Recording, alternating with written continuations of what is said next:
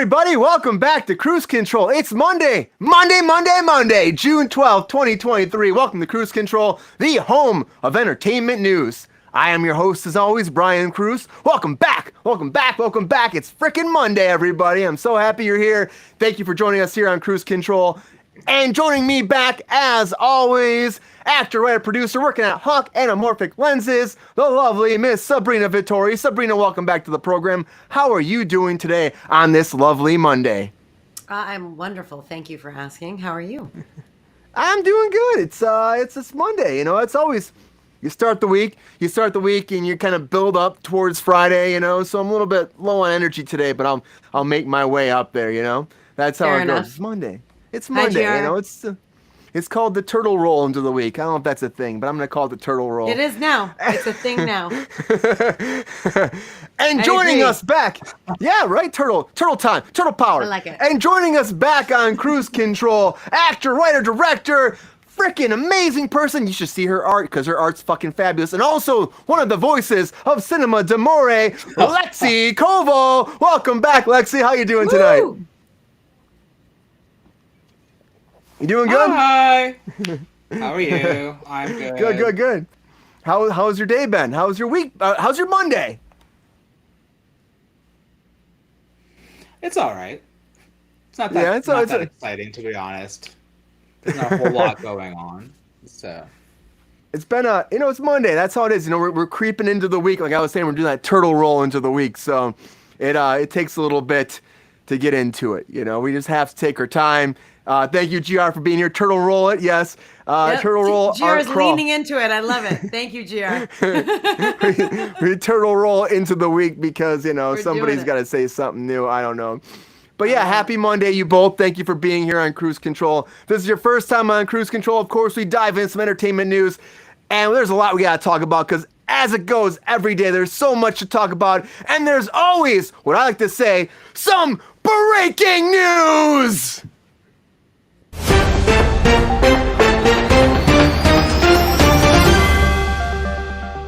All right, everybody, the very first thing I want to dive right into is Young Rock. That's right, Young Rock. Wow, Young Rock, say that 5 times fast. Young Rock.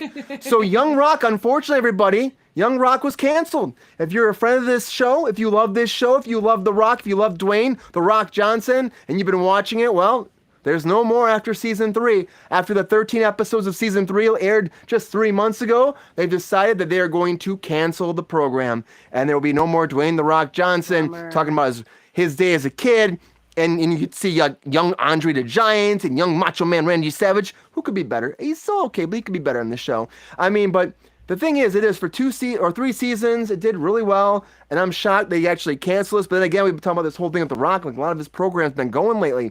Black Adam, didn't do too well. He's going back to the fast now. Like, he lost the whole DC thing. So I think it might be something that goes along with all that. Who knows? But this is a great show. I like this show a lot. And I'm really bummed it's gone because it was a lot of fun. It really was. Sabrina, you watched it too. What do you think about Young Rock being gone? Isn't it weird? It's weird that they cancel this, isn't it? Can't hear you. My bad. Sorry, I muted myself. And now I'm unmuted, so you're welcome. I feel like I'm a little surprised that they canceled it. As a fan of as everyone, probably anyone who watches the show knows that I'm not like an extreme current wrestling person, but I did love wrestling when I was growing up. I grew up with my brother and my 3 cousins who lived, in a very close proximity to me. And so it was basically the 4 boys and me. I watched a lot of wrestling. I've gone to many wrestling matches. Wrestling was a huge thing. So him as a kid, it's all of the people that I was very fond of, and there was a lot of really good casting in it. So I'm a little bit bummed. There was a lot of really good acting, and a lot of really good casting, and also fun storylines, things I didn't know. And I like the whole presidential track thing that was going on there. So yeah, I'm a little bit bummed, which is probably surprising to most people, but I did enjoy the show, honestly. You're muted now, babe. it was a great show, you know. It was a your great turn. show. I know. I was switching. I'm doing a lot of switching here and trying to do stuff here. It was a great show. Alexi, can you hear us now? Are you Yeah, I'm okay? Can you good. hear us? Yeah, I'm Okay, good. cool. We were having some technical things a little bit, everybody, but yeah, I mean, I thought it was fun. The Rock was great. We actually wrote a spec script for it because they had a whole thing we called it Follow the Fishies, which I think if they would have done that, wouldn't cancel the show, but they canceled it. So, It was a really good script, and by we he means he wrote it and I changed a few things. I like again trying to give me credit for stuff I don't do. it's a process. It's a process together. Lexi, did you ever watch this? I know do you think about this as a good show? Do you ever see it, or do you think that you're not surprised this is gone? Um, I'm really tired of these shows that are like young celebrity, like the celebrity as a kid or whatever. I will say the one Yeah. about Chris Rock as a kid, that one was pretty solid. Like I think some of these ones about comedians when they're kids are pretty good. I was a big fan of Life of Louie when I was growing up. The Oh, yeah, animated I like that series. too. But like I don't know, like I guess slice of life works a bit better. I don't care about The Rock, but I will say I know I just learned about The Rock's life story for our podcast since we talked about Fast and the Furious month on Cinema Demore. Check it out. And Check it out. um, he did have an interesting life story where his family are all wrestlers Hmm. and they have that like lineage of wrestling, and he didn't want to be a wrestler. Like he was like, I don't want that. He wanted to be a football player. Mm-hmm. And then when his football career failed, he was forced into the wrestling career, and he still didn't want to do that, so he found a way out of that into the acting. So he's kind of an interesting character in that way. Like, but I think like I'd rather watch a biopic than like a you know sitcom about him growing up. But if it did well and it was interesting and people are enjoying it, like I'm not gonna hate on it or whatever. I'd rather watch that over Young Sheldon. I agree. Amen. I tried Like, watching Young Sheldon, not the same. Young Rock at least had like some heart to it more than I think than that yeah, did. You know, there's just like so much more that Well, happened to it. And there's Young so much Sheldon is history. based on a fictional character. Like it's yeah, not. I'm just saying though, And like, I mean, if we're gonna watch a show about like a kid with someone, like The Rock's story is way more interesting than like that shit. Like, if we're gonna invest money into something, I'd way rather see that guy's story as a kid than, you know, that shit. Like, I don't really and want they to see kid versions of stuff though, like of characters that are already pre-existing. So Yep. I'm not like I said, I'm not super hyped on that. The It does cast have though, good the work cast though. was great though. They had some great people that played him through the years. They really Like did. honestly, like the older version of him that was still like WWE style when he was like getting into there, he was like really great. He really pictured him, and I think on top of that, like he was actually in Black Adam playing his son too. So I think it really worked Oh really yeah, well. Yeah, yeah. So they brought him into that because he looks like him so much. He was great. He did an awesome I job. forgot. Unfortunately, he's gone, and it's unfortunate this show's going away because I thought it did do a good job wrapping up The Rock's initial early days, and of course it's fictionalized a little bit, and they're changing, or it's non-fictionalized a little bit. They change some things, and they make it a little bit more bigger than it was, but it was still a lot of fun. And you know, and for me, it's sad that it's gone, but it's unfortunately gone. But something that's not going away, and Lexi just said it, is Fast and the Furious. They're gonna keep going with that shit because we got Fast. I don't know, what do I call this? Fast 11, Fast X2. They're calling it. I mean, Yeah, Fast X2 is like, Fast it's X like, oh, two. what are we doing? We'll be Fast X3 for the one after that. I don't know, but Fast X, right? We saw Sabrina and I just watched this actually. We watched it, but Fast 10 right now still in theaters. And Fast 10 2, this is so weird to say. I'm going to call it Fast 11. Comes out April 4th, 2025. Vin Diesel put the announcement out there less than 2 years after this came out, which isn't bad. It's not that long, but still a long time since they were kind of shooting these back to back. But you still have to wait a little bit more for some more Dante to find out how that conclusion comes down. We can talk spoilers. We all saw it now. And the way it ended, of course, the big, he's going on the Hoover Dam, and then all of a sudden it's blowing up, and who knows what's going to happen? Will Dante kill Vin Diesel? Will it kill Vin Diesel? No, it won't kill him. He's not dead. We know he's not dead. We got 2 more movies to make. But so far, this has made $652 million worldwide. That's pretty good at a $340 million budget. And we're piggybacking into the next one. Is it? And, I mean, it's still, they already made That's a like almost double their tremendous money. budget. That is a 340 is huge. tremendous budget. 340 is huge for one of these movies, I thought too. Yeah. But they made 652. That's at least something back, it's something good. 100%. I'm sorry. But the way I this just meant, movie like, ended, that's a too. huge budget. Well, but The way hold this on movie now. ended, though.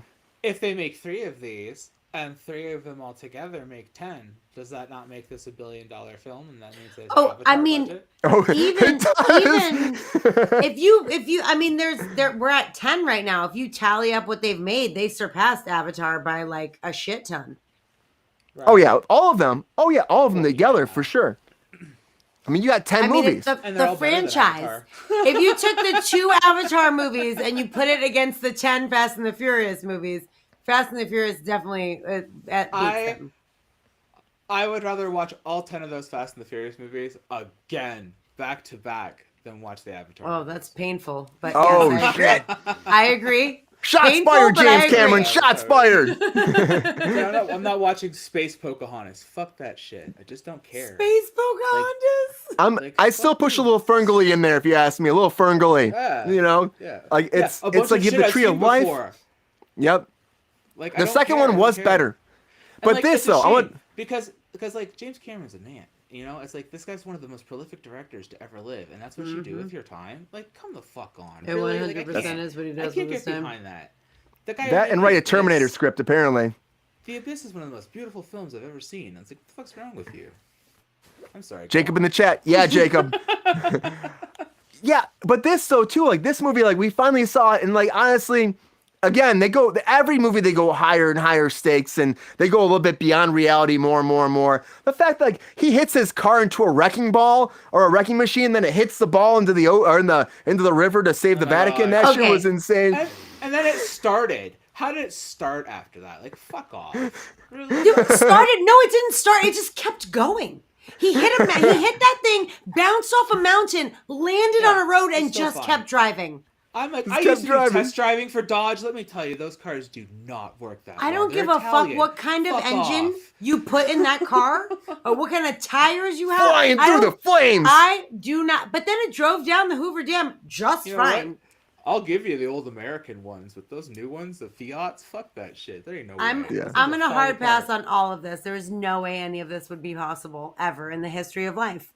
Fun Dante, fact, though, Jason Momoa they- killing it in that movie. Oh, they seriously. destroyed more Fiat 500Ls in the Fast and the Furious franchise than Really? any other car. Yeah, if you watch them, they're constantly destroying Fiat 500Ls in the background in those movies. Well, because Constantly. Fiats are like cotton balls in comparison Well, to like cars they have a that are driving. partnership with Dodge, right? And because Fiat owns Dodge, they basically just throw them in the background, right? Because they just like have a bunch of the Mustang ones.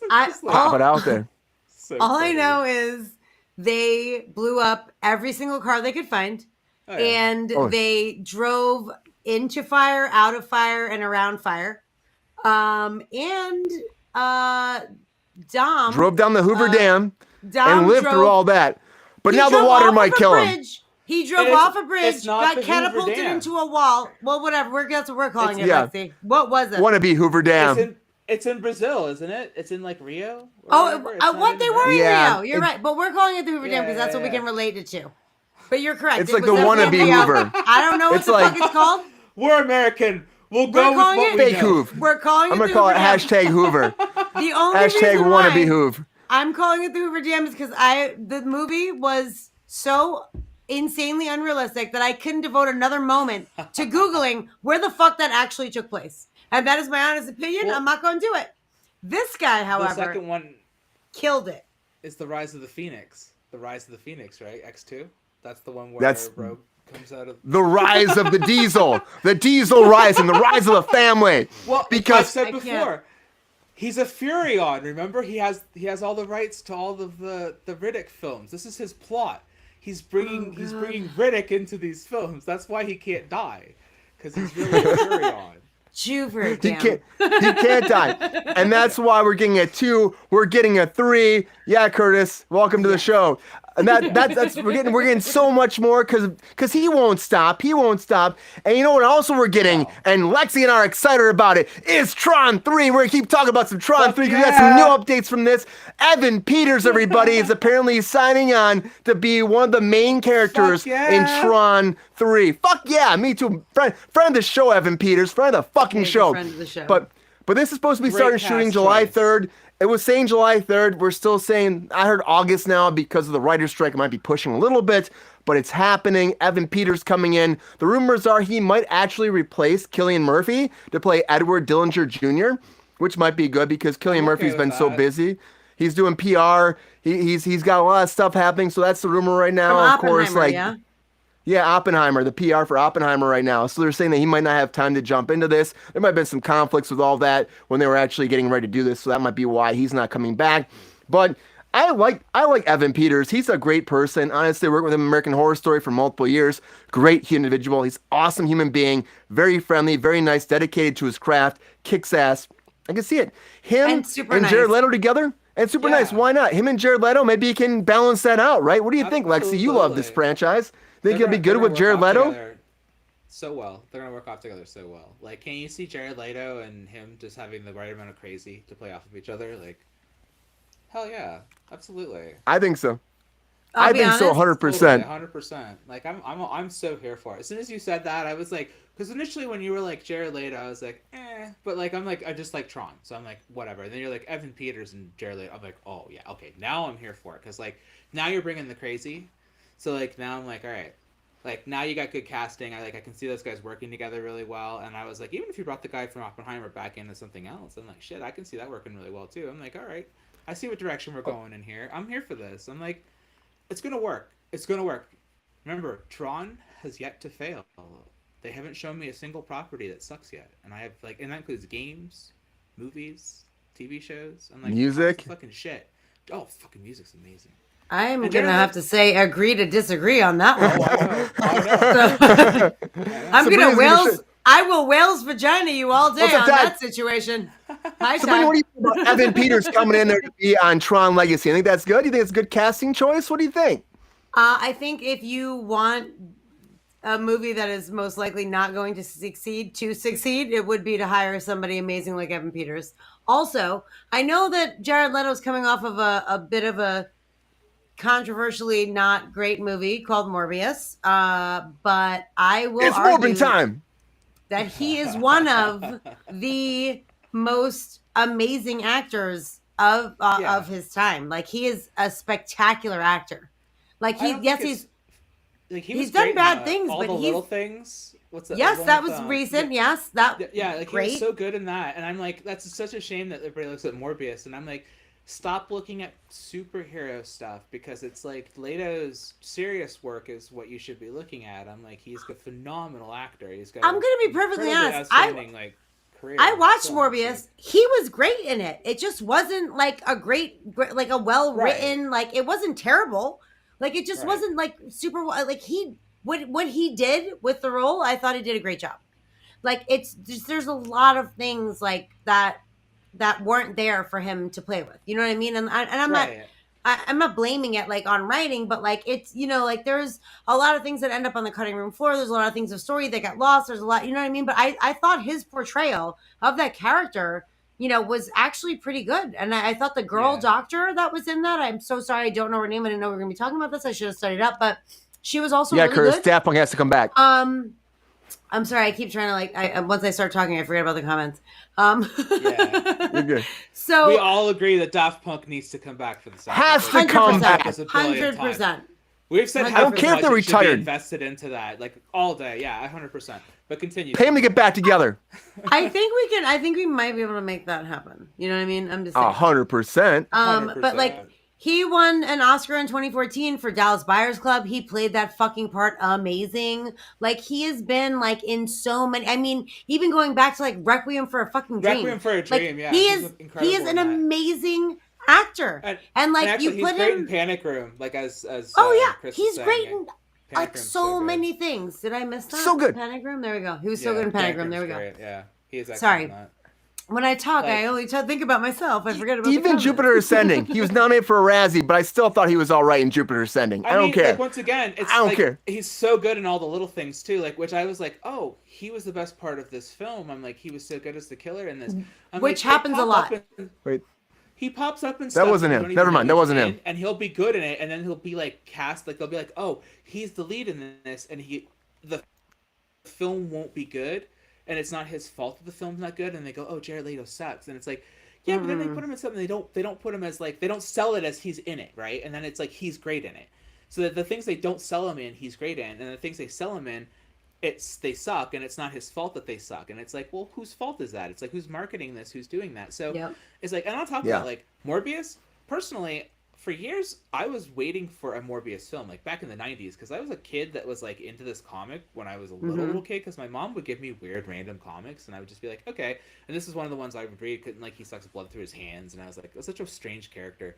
So I was like, this would be a cool movie, but like, I didn't expect them to ever make it, and then when I heard they made it, and then I heard like how they were doing it and all that kind of stuff, I was like, I'm interested in watching it just because I'm a fan of the character. But like, also, I can't imagine this being a good film. Like, it just doesn't sound like a good idea. It doesn't really sound like a very good film at this point. Generally speaking. Yeah. Because I know what like sci vampire stuff can do. It's so hit and miss. So it's like, Trying something though. Like, But you know, like, Jared Leto, I mean, you hear about him being on there, you're like, oh, this could be great because it's him and you know how good he is. But unfortunately, he's got some weird. He's been in American Psycho. He's been in friggin' Girl Interrupted, Fight Club. Like, I mean, he's been in a lot of like he's really great in everything, great friggin' films. And like even like when he's not like just a co-star or a guest star. Well, guest star I guess on TV shows, but like when he's a supporting character, like I think that he is like extremely like he's an asset to like any film that's happening. Like he is such a good I know he does method acting, which is like very controversial for some people, but like I think that he really really really does a good job. And he plays such a variety of roles, and there's nothing that you're like, oh, this guy can't do that. Like he's great. And Evan Peters, I feel, is the same exact type of actor. Fucking great. He's so good. Anything. I'm so happy about this. I'm so happy as a Tron fan. I'm so happy about this. I'm not a Tron fan, Evan's my but boy. I will watch it Evan's now. my boy. If I have Evan He's and so good. Jared, I'm in. I was excited about Jared Leto's Joker personally when I first saw the first images and Yes. and stuff. Yeah, I was really hyped on it, and I was like, I think this is really great casting. I think the film was the issue, and I think his method acting behavior was inexcusable. But I still think that when I first saw the concept drawings, when I first saw what I was being told, I was like, this is amazing. I was like, Jared Leto is such a fucking great choice for this. I'm like, why would this fail? Why would this be such a bad idea? And to see how it failed, I was like, somebody fucked up somewhere, because I was like, this shouldn't have failed. Jared Leto should have been the Joker. The movie. Well, also David Ayer was kind of The problem is like David had his whole cut too got chopped down. Warner Brothers took it away. They took a bunch of stuff out. They told me they didn't like what he was going the direction. It was the same thing that's happened with multiple times with Warner Brothers at that time, where David Ayer was like, "Hey, I have a cut." He goes, "I have a cut."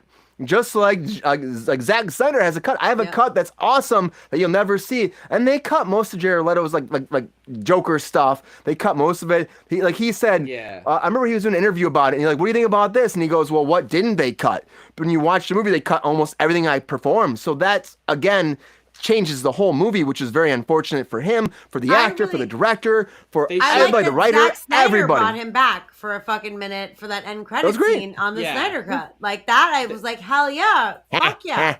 They should have not.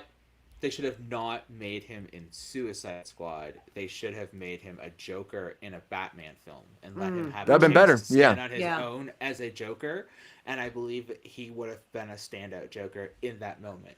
But because of how they chose to do him in that film, they could have gotten like anybody so much in the trailers. A side Joker, because it's like a side Joker is like an easier character to do. They didn't need to find like a great Joker. Yeah, and this guy had the potential to be like a great Joker, and you fucked him. And he knows fucked him they 100%. fucked him because he's like, I thought I had more potential to do more, and they were like, oh no, sorry, your contract's in the trash. Bye. Yep. And it's like, oh, for fuck's sakes, like. He had all this potential to be like one of the best Jokers in like the industry, and it's like you fucked him out of it so hard, and you fucked him with like the role. Well, Batfleck got that though too, because Batfleck was supposed to get his own movie, and he was supposed to direct it, and it's like it was all convoluted and fucked up at that point. It was very unfortunate. Weird time for DC, but at least we have James Gunn now steering the ship, and hopefully it'll be all right, because that's what we hope. You know. I know we got Batman coming up, so we can move on from this if you want. We do. We have Batman. We have a lot more talking about that. But also, speaking about casting, person who was meant to play Leprechaun, Warwick Davis, is not coming back for the new Leprechaun. But there is a new Leprechaun happening, everybody. which is again one of those things where I'm like, Leprechaun again? And they're like, well, we're gonna reimagine this horror title for a whole new generation of moviegoers. And I'm like, who's asking for this? But you know what? Philippe Vargas, who actually did a short film called Milk Teeth, I guess a bunch of awards, but he's coming in to direct this. He's actually going to help helm the whole thing. Script by Mike Van Ways, who worked on the live action, working right now on the live action of Lilo and Stitch. So he's going to come in to write this too. And they're hoping that they can Lilo and Stitch and Leprechaun. Totally see the parallel there. They're hoping, I don't know what it is. They're hoping that it'll work. They're hoping it'll work this time. The first one came out in 93, of course, with Warwick Davis. He did 6 movies. He didn't do the last 2 because, you know, they moved on. Hornswoggle from the WWE did that. And he took over for Origins and for Leprechaun Returns. And my hope is that if they're going to do this, hopefully it's good. I don't even know if we need this. It'll probably come out at Halloween. It'll be one of those things that movies. Like, yeah, he did. Ever. They're all great. Leprechaun's the best franchise ever. Like, but do we need this though again, Lexi? We need to reboot it like this, like for a new generation. You know, we always talk about this. He went to you two space, especially. And then he went to the hood. We're done. Will's vagina. Okay, the hood one was a lot for me. Here's what I want. I saw the trailer for it. I know it exists out there somewhere. You give me Leprechaun versus Wishmaster. And then you finish it. That's all I want. I know it exists. I saw the fucking trailer. I want that movie. That's all I want.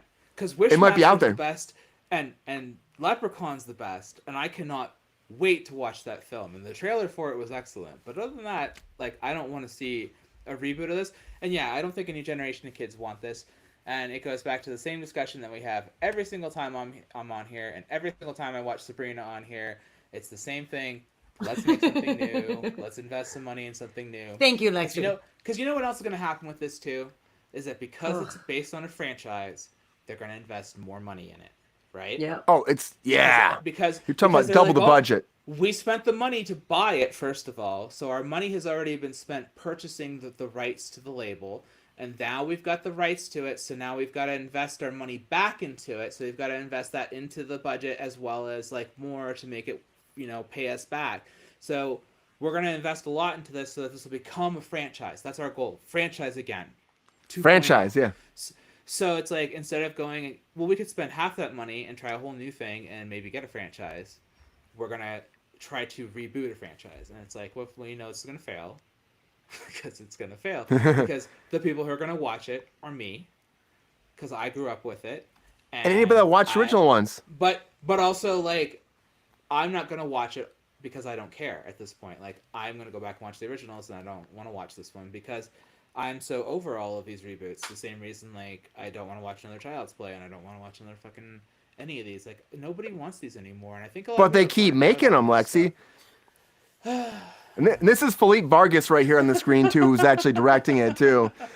He's roughly 4 years old. He's 4 years old. Yeah, he never saw it in theaters. Right. He's getting off his tricycle and popping in for a quick directorial situation on the. He's like a leprechaun. Sure. I read about his movie Milk Teeth. It sounds really good. Milk Teeth. Yeah. Yeah, it does. Yeah, but he's only done shorts, and I'm not that I'm discounting that. Like it's probably mostly which happens. He's so young, and I'm like, oh my god, you're like, getting to do he's like repped by like some of the top agencies and manager, like CAA reps him in some respect, but he's also a writer, a director, but he was basically a film student, and his credits are essentially film student credits. And I mean, in this shit happens all the time though. This is a lot. I mean, look, I saw that picture and I was like, is this guy all of 19? Like he's actually in his 20s, his late 20s, which is shocking looking at that picture. He's a man. But good for him. But it's also, there's like a tiny piece of me that dies and being like, how in the shit did you accomplish this in like 5 minutes? Man. My God. He has an Adam's apple and he shaves. So I'm going to give him man, I guess. Right? He's a Coppola. That could be it. He's not actually Don't tell me he's actually. Don't actually say he's a Coppola. He's not a Coppola, Sabrina. Don't bite. But I could see it happening. Oh, Lexi. I was about I to can jump see into it. that Kool-Aid situation. I could see it being a thing, but that's the thing. It's a just younger That's generation. the answer every time. It's a younger generation literally doing a every time. take on an older IP, which works a lot of times, just like Honestly, Wednesday good worked for when him. Jenna I'm super Ortega jealous. took over. Oh, It's just I'm the same sorry. as Jenna Ortega took over. No, it's fine. It's the same thing. It's the younger generation taking over an IP, just like Jenna Ortega taking over Wednesday, and now she's kind of, it sounds like steering the ship, which is wild to me, but that's what happens sometimes for lead actors. But Jenna Ortega doing an interview about Wednesday season 2. And apparently the big thing she wanted was to ditch the love story. She's like, she doesn't need to be falling in love. We need to lean into the horror. And that's what they're gonna do. And apparently, when they were on set, they had little meetings all the time where they would get together and they decide like what's good, what doesn't work, what works, what doesn't work, and they go back and forth about it. And they collaborated the whole time. So she said because that worked so well in the first season, they're doing it early now before season 2 comes out, and they've been having early discussions about where the character goes. And the big thing for her is she's like, we need to ditch this love thing. We need to lean into the horror, and no one wants to see that we got vampires and werewolves and all that. And me, I'm like, most shows that do well lean into the love stuff too with the werewolves. Look at Twilight. Look at like the werewolves and stuff. Look how well that did when there's love stuff happening. So I don't know if she's a little bit off on this. She might be, she might not be. But again, they listened to her. She's a producer this season, so we're gonna see what happens. The first season did so well, and she's involved with everything this next season. She's saying she's gonna get involved with the characters, new characters. She wants to know who's coming in. She wants to know about the new outfits, wardrobe. She wants to know about all the plot points coming. She wants to know about everything, the scripts. She wants to see everything, be involved in every aspect. And my question is, going to everybody, is that a good thing though? Should the actor be that involved with the whole process? I like the idea of going more horror. The first season did really good though, and I thought it worked well with having the love kind of triangle thing they had going on. I think it worked. So should we just shoot that aside? It worked already. Should we just get rid of that, or should we like keep working with what works and keep moving with that? That's the question. It worked. It worked because that was basically the one of them was the villain. So like it That's worked true. because it had to work. The way that they set it up, it's like, oh, you would never think it was one of these people that care for her. You know what I mean? And it was like a bit of a twist. You know what I mean? So I think that's why it was 100%. very successful. You know what I mean? I don't think a lot of people would be like, oh, it's one of these. But even though they played it to be the one guy, it turned out to be the other guy. Like, I mean, you could astutely kind of see it coming. However, Oh yeah. I think that the reason why they did that, and also very brilliant on their part, the Christina Ricci twist as well. Oh yeah, that was great. I feel like that all came together quite well, and it was partially because of her lovely disposition. Not Wednesday, obviously, Christina Ricci, and also the love triangle. So, like, I just feel like if you are, I mean, if you're gonna go in without that, I kind of would want you to, because you can't replay the same theme twice. You know what I mean? Like, Yeah, I feel you like gotta change it up. you know, if that other guy is still going to be at school, like the one that you went to school with that wasn't part of it, you know, maybe there is some tension there that I think that they should definitely play off of. If he is not there, if he graduated or whatever the situation is, then I say it's fine to not do that, because you don't want to play the same theme twice. It's true. I mean, that's the whole thing, though, too. It's a new season, it's a new day, it's a new world for this. You want to continue on, keep it fresh, so changes have to happen. Always. And that's what an actor always says when they sign on, like, how is it different from the next season? Like, how do we make this work? How do we keep the audience coming back? So it is good in one aspect that she's coming back to do this, but it's also like, there's been a lot of controversy. That's I just put it out there. But a lot of controversy about how involved she's been. So Lexi, what do you think? Do you think that it's good that she's this involved? Do you think it's good they're leaning towards the horror? Or should they let the writers, who are striking, find their best story and let the actors act? That's the question at hand. Well, I know I never watched the first season of this. Actually, You gotta see it. It's kind of fun. I didn't want to. I didn't either, but I was forced to, and it really was not terrible. I actually enjoyed it. I just like kind of like I was like I just can't. Like I was like I. That's what I was like too.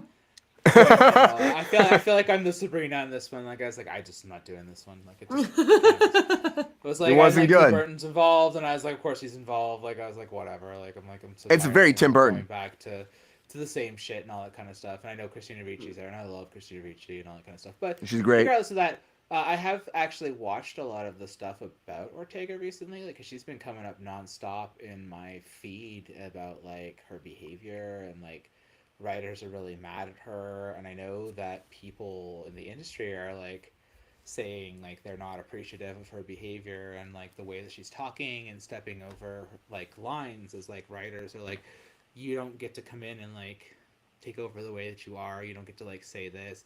And she's like, well, I don't think that's fair, like as the character, like why do you get to say like what my character says when I'm playing the character, and why do you get to like so there's this like back and forth There's this divide. between the actors.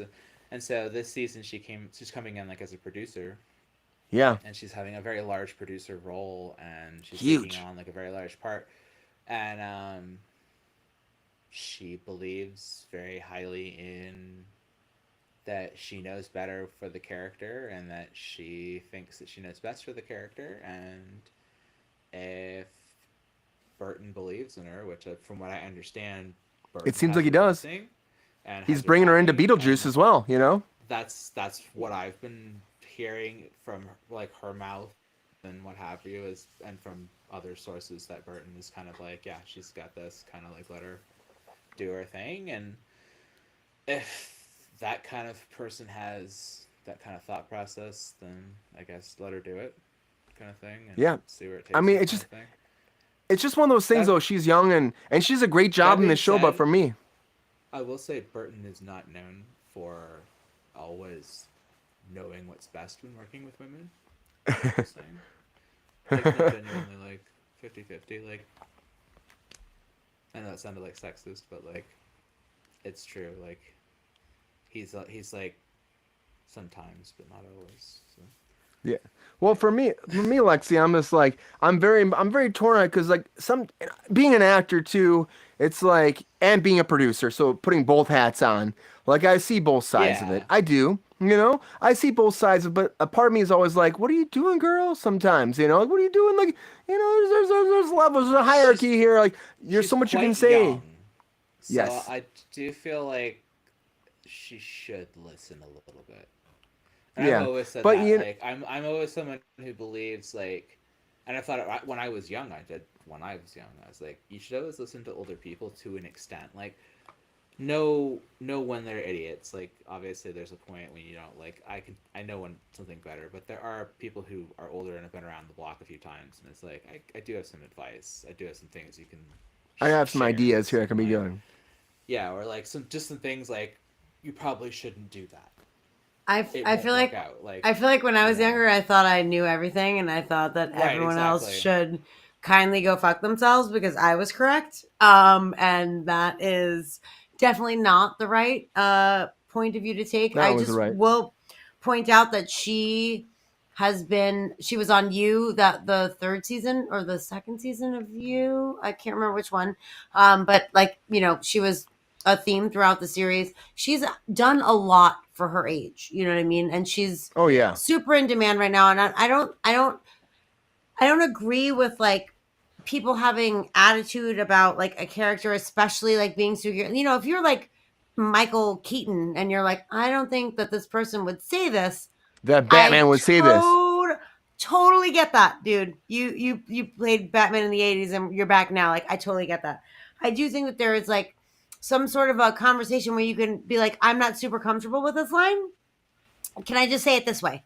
Like, it's the same line, but just a different delivery or a different wordage. Yeah. Or, you know what I mean? Whatever. Interpretation of And it. I'm totally fine with that. But like to be digging your heels in and like have a hard stand on something, I feel like is really difficult to have when you're so young, even though you've worked quite a bit, you know, and she has worked quite a bit.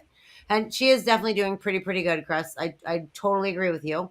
The thing is like they're like writers on the line, on the picket lines had signs that were like, Jenna, why aren't you out here punching up our dialogue? Means you're a writer. You should be out here Right. protesting with us. Like things Right. like Yeah. that. So it obviously came That's to a whew. contentious point on set where they're saying things like this, like out on the line, Right. you know, while they're picketing. So I'm kind of torn. Like I appreciate her wanting am. to do right to a a character that is infamous and that will never die and that is well known in many ways and wanting to do that character justice. I totally get that as an actor. At the same time, as a producer and a writer and someone like on set in a different capacity is like, this is It's tough. it's not your show 100%. I know it's your character and I want you to play this character, but like we all have to work together. So like I feel like there's a fine line, and like I think by making her a producer, that gives her a little bit more ability to get what she wants in there. Yeah, which is fine to an extent. And like I understand if you want to like shift a couple things. Like I get it. It's I'm just saying, like, I want everyone to be able to work harmoniously, and I hope that giving her this button is not gonna make things worse on set. You know what I'm saying? I agree. Hopefully she gets it. The process, there's always a process on set, and you can't stop that in a way. There's people that do their job for a reason. And so I've seen it all the time on set where actors like overstep a little bit, and I get it. It's your character, it's your life you're living at that time. There's stuff you're thinking. I understand it 100%, and the show did really well. But it didn't only do well because of you. There's a lot of people that go into that. And that's I always say. Right. Actors are never the end all be all to why it's successful. They never are. They're a big part of it, but never the big. I worked on a show where an actor was like, I don't want to say these lines. And then like we had to take an hour and a half or 2 hour break midday while they went into the writer's room and figured it out. You know what I mean? Like and it's like, did you not get the script before? Could you not raise this question with someone at some point somewhere else? You know what I mean? Like these things happen. If I was a creator or a writer of something, like if it was my thing that I made, like your baby, and I hired an actor, and the actor was who I wanted to play the character, but it was my character, and there's a point with it where they're like, no, I think the character should go this way, and I'm like, no, fucker, it's my character. Like, this is my character. You know what I'm saying? This is my story. Yep. Like there's a point with it where like, if I believe in the actor and I believe in the actor's ability to carry the character to an extent, I'll be like, okay, I can let you freeform here and there where I think that you have the ability to.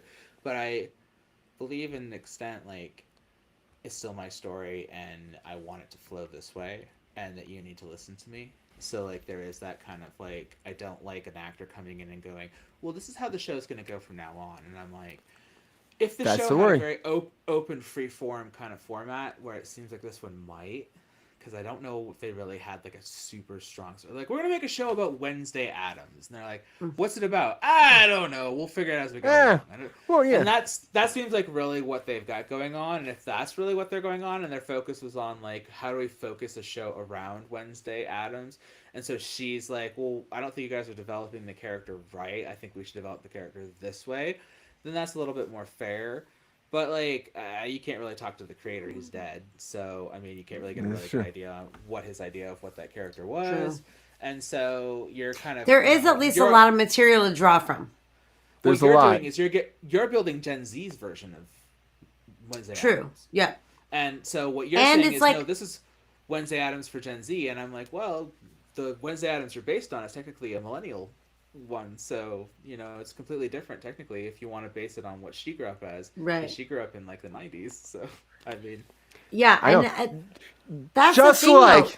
Is it the 90s in the show? It's not, right? It's present day in the show. It's present day, yeah. But if you're which basing is it weird. On the you're correct. I'm just saying. You're 100% correct. I'm just saying, like that's. You know, it was like it's like one of those questions: is Napoleon Dynamite actually set in the 80s, or is it just the 80s for them? Like it's one of those questions. It's just like I'm not really sure where Mad Max is setting because the new Mad Max is coming out, and it's a prequel. It's a prequel, but I'm like, it looks like the same, and I don't really know where we're at. Like it's like post-apocalyptic, and nobody knows. I don't think that it's a prequel. That's what we're getting. We're getting a prequel, Mad Max 2, but it's a prequel, and now we're diving into the past. We don't have Mad Max as of now that we know that's in this, but we do have, of course, like Hemsworth is back. Chris Hemsworth is coming in, first time playing the villain in this, which is insane to me. Like he doesn't really play a villain like ever. I like it. But I think that's great though. I think it's great, and he looks great. And you see the pictures have come out. It looks awesome. It's that hook nose, long hair. His prosthetic is excellent. It looks great. This is excellent. and- I'm like so excited. And now Taylor Joy, like she's coming in to be the version of what's her Charlize Theron. She's playing her as a younger age too. Furiosa. And yeah, Furiosa. And the whole thing is Furiosa. That's what it's called. So it's about her story, which makes sense. So what the whole premise is, if you're wondering, okay, as the world fell, younger Furiosa, snatched from the green place of many mothers, falls into the hands of the great biker horde led by warlord Dementus, who is Chris Hemsworth, sweeping through the wasteland as they come across the citadel presided over Immortan Joe. And now Immortan Joe and Dementus have to fight each other for dominance. It's coming out May 24th, 2024. They've shot the whole thing. Chris Hemsworth said that this was like the best experience he's had his whole career. And I hear about this. Also said that it would take her 2 years to process, and she's like, it's a life-changing experience. It looks great. The little bit we've seen, they're being very holding back. They're holding back on this a lot. But the cast alone is great. I mean, on top of the Thomas Hayden Church is in this. There's a lot of people in this too, and I think that it will be a great movie. I think it'll be amazing. Of course, cinematography is going to be fantastic. Fury Road was great, even though like, I mean, it's like taking that 80s and like throwing into now like special effects. It works so well. It works great, and I'm excited about this casting. Chris Hemsworth playing a villain, though. That's the biggest thing I'm talking about. Chris Hemsworth playing a fucking villain. That's great, right? I mean, he really hasn't done that before, has he? It's amazing. It's amazing. I am so excited. He's so ready for this. He's so charismatic. He's so charismatic and he's so pretty, right? Like he's such a good like character actor. Like he has so much capability. Like I've seen him diversify in so many comedies and so many other roles and stuff like that. And I know he has so much capability and range as an actor. And it's like, he's gonna kick so much fucking ass in this movie. He's gonna blow everybody's minds. He's gonna be like so ugly and so like fucking hideous. And he's just gonna like rip this role apart. And I know he's gonna have so much fun with it. And it's gonna be like so outside his like pretty boy character box. And that's what's gonna make him have so much fun with it. Because he's not ever playing like an ugly character, right? And he's not never playing a mean character, so he's gonna be able to really push that like range. He's such a good actor, exactly. Like, I want to see him like really go outside of his like realm, and this is just gonna push him. He's gonna be so good in this. He's gonna like blow everybody's minds, and people really like. I mean, Mad Max is my all-time favorite movie series. I'm a huge Mad Max fan. I've loved every single one. I'm a little sad, like I can't be like a big Mel Gibson fan anymore because he's just so good in these movies. But like. I mean, the last one was amazing. Getting to see any of them in the theater is a fucking treat. And, like, getting to see one that's, like, starring a woman is pretty cool. So I wouldn't call it a prequel. I'd actually call it a spin-off. Because it's really its own thing. Like, it's not Mad Max at all. It's its own entire series. And it's still got the original director, if I'm not mistaken, right? He's yes, 100%. So it's always going to be fucking amazing. It's just going to fucking kick ass. There's not going to be anything wrong with it. Like, Mad Max is my favorite post-apocalyptic series, hands down. I've always, like, dreamed of this life. I don't know why. I'm just, like, so fucking into these movies. They're so fucking sweet. And, like, so into Mad Max. So, yeah, like, I can't even be angry at this. I will say, I wasn't a big fan of, what's-his-face, Bane as Mad Max. Because he made Bane Oh, Tom Hardy? time. Yeah, I wasn't big into that. Like, yeah, You think darkness is your ally? I like Tom my Hardy. first choice. Amazing I human don't being, hate by the Tom way. Hardy. I really don't hate him at all. Like I think he's a good actor. I just don't think he was like my Mad Max. I think he was like not my first choice for that. But like that being said, the rest of the film was good. The film was excellent. Like there's nothing to be mad at, what have you. So no hate. Yeah. But yeah, I'm hyped I'm for this. excited about this. Everything's gonna be good. It's not gonna suck. And I will see this. It's not gonna suck. Yeah, it's definitely a theatrical release. You have to see it in theaters. And the fact that Chris Hemsworth was saying like he was exhausted before he came into this movie. He was working like his ass off, and then he got there. And he's like, after a week, he's like, it was the best. He goes, I just fell in love with the character, the process. Like it was amazing, and just getting into the character was huge for him. Sabrina, what do you think? Do you think this would be great? You think this would be a good fit for Chris Hemsworth, or should he stick to being taking his shirt off and being Thor? I'm sick of you trying to put Chris Hemsworth in a box, Brian. Like, just stop trying to put him in a box. You're very upset I'm trying to show he can do more. was going to be Optimus Prime. Now you're upset that he's going to be a villain in Mad Max. I don't appreciate it. I don't I'm appreciate upset about one it. bit. Not upset about it. Maybe you're not upset about this, but you were not happy about Optimus Prime. And I was not. understand why. I don't I'm want him just to be saying- Optimus Prime either. He is not It's Optimus Prime. it's a young version, and maybe Because he's going to do a Peter great job. Give Cullen the guy a chance. is Optimus Prime. I That's don't care. He's a right. robot. That's right. He's Optimus young. Prime. There's only one Optimus Prime. No. It's young There's Optimus only Prime. one- There's a Give line? the man a chance, okay? There's a Give line? him a chance. No, Give him a not chance. Chris Hemsworth. Not for Optimus Well, Prime. old Optimus Prime You don't cross is, that line like you don't Okay. cross that picket line. There's a line. That's right. There's a That's line. right. Did you ask me my opinion or not? I did. So what do you Okay, think about well this, then, Sabrina? Kindly, so that I can talk. Thank you. Love you both. So, Chris Hemsworth, I think can kick ass as a villain. It's super annoying because he's like so, like funny and charismatic, like you said, Lexi. And like I feel like people just don't see that side of him, but I think he's gonna fucking kill it, like just like you said. That being said, I also think we should be It's not his talking movie, about though. Anya. What exactly? I think we should be talking about Anya Taylor-Joy because it's her movie. It's about her playing the young version of Charlize Theron, and I think she is also gonna kill it. Like seriously, be I think great. she's gonna kill it. She is one of my favorite actresses of her generation, but also one of my favorite actresses of all time. Like she is really a force to be reckoned with. The Queen's Gambit is like so complex and multifaceted, and she nailed every single minute of that series, not to mention what she's done on film. But that show I think really showcases her acting capabilities. Honestly, she's epic, and she's also like a beautiful soul. And she's beautiful on the outside, but also beautiful on the inside. I know people that have worked with her. They said that she is just a wonderful person, which is so nice to hear because I hate when there's someone that you're like, you're amazing, and they act like an asshole. So very excited I about hate that too. No Also- Valium needed, GR. I just like not randomly, but like quickly want to mention that Miller, the director, like who is at the helm of these Mad Max, the Road to Fury and Furiosa. Yeah, George Miller. Yeah, right? he cast this young fellow who was affected with dwarfism that was bullied in school, and his mom like took to Facebook or some sort of social media and was like, "This is what you did to my son today." And the kid Master was like, he was Blaster? 9 at the time. I think his name is Quaden Bales or Quaden Bales. What'd you say? Master Blaster? You talking about? I don't even know what that means. Who is Master The- Blaster? The midget that rides the giant dude. Well, I guess. Max Yes. He Sabrina's maybe like, I don't he's- know about this. Maybe he is Master Blaster. I don't know. But this yes, I'm sure he is. I'm sure he is because he's affected by dwarfism. He also had him in 3,000 Years of Longing, which was that movie that I randomly put on the other day with Tilda Swinton and my favorite Idris Elba, at which George Miller also directed. Friend so of the like show.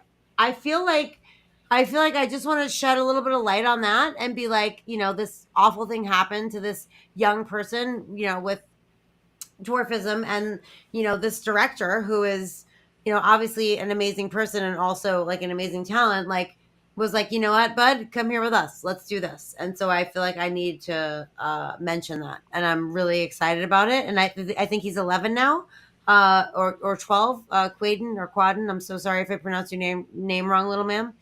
I'm really excited about that as well. I'm excited that it's focused on a woman. I'm excited that Anya Taylor-Joy is that woman. I'm excited great. that this kid is in this movie, and I'm excited to see Chris Hemsworth as a villain. Like I'm all around jazzed. All around jazzed. He really put Can't wait to Australian see film on the map too, like with his Yeah. films. Because like Yep. before that, these films were just like underground indie shit, and like they came into the American theaters, and like people were like, "Holy shit!" and like that's what really blew up the Australian. Because that's when they got the Aussie exploitation stuff into the theaters for like 5 minutes there. The most recent one, which is Road to Fury, is that what it's called? Fury Road. Fury Road. Fury Road. Thank you. I'm sorry. Yeah. I made it try to sound like a Transformer movie for some reason. So Road of Fury. that movie It's all was good, like, cars, it's all good. it did well. Amen. It did well in the box office, but like not as well as they had hoped. But it was nominated for Yeah. 10 Oscars and it won 6 of 10. So Yeah. great. And it won a slew of other awards, like, New York Films Critic, BAFTA, like all, all those other award ceremonies that are less known than the Oscars. I mean, it won tons. He won Best Director for a ton of them. Well, and Charlize Theron won an accolade of awards in like, different the categories. practical effects were incredible too. Like they built Absolutely. all of those cars. They did all of the practical effects. They did all the stunt work And like, wardrobe, and everything. I will say this really quickly, just a light discrimination, or discrimination is not the right word. A light criticism. Thank you. That's what I was looking for. Chris Hemsworth kind of has like a Sergeant Pepper vest on. I'm slightly alarmed why he has a Sergeant Pepper type vest on in the 2 pictures Leave him that I saw. alone. Leave him There's a alone. lot. There's a lot of Sergeant Pepper shit going on. I'm just saying, and it's a vest. There'll be critiques, Sabrina, from that. Just like there'll be critiques about Twisted Metal, which is coming out, because Twisted Metal is coming out by Sony, which again is based off a video game. And they're diving. We talked about Gran Turismo a few weeks ago about how Sony was doing that. Well, now they're doing Twisted Metal on Peacock. That's right. It's coming to the cock. Anthony Mackie's coming in here to be the main. They come to the CAC. He's playing John Doe, and he's confronted with Sweet Tooth in this, everybody. Played by Samoa Joe, if you're a wrestling fan, Samoa Joe, but then voiced by Will Arnett. And it takes place in a post-apocalyptic world.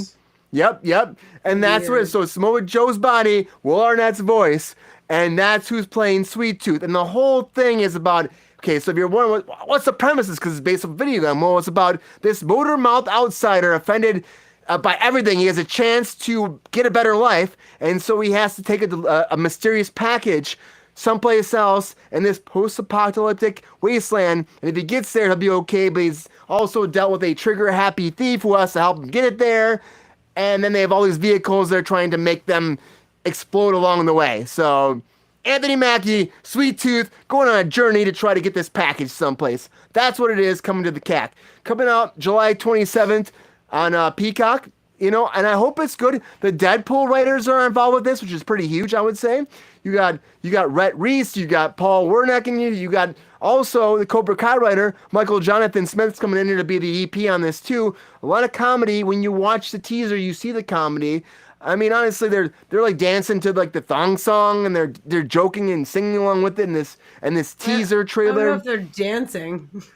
Well, they're moving along to it, and on top of that too, they had the other teaser where Anthony Mackie is just like driving off, and then they show his ice cream truck, and he gets in there, he's like But for me, I'm like, I like this. If I Steal Your Sunshine by Lem. There was also that song too. Yeah. I'm like, what? Focus on music. Which he put into his Sony Explode CD player. It's true. Wow. And it said reading. Eye.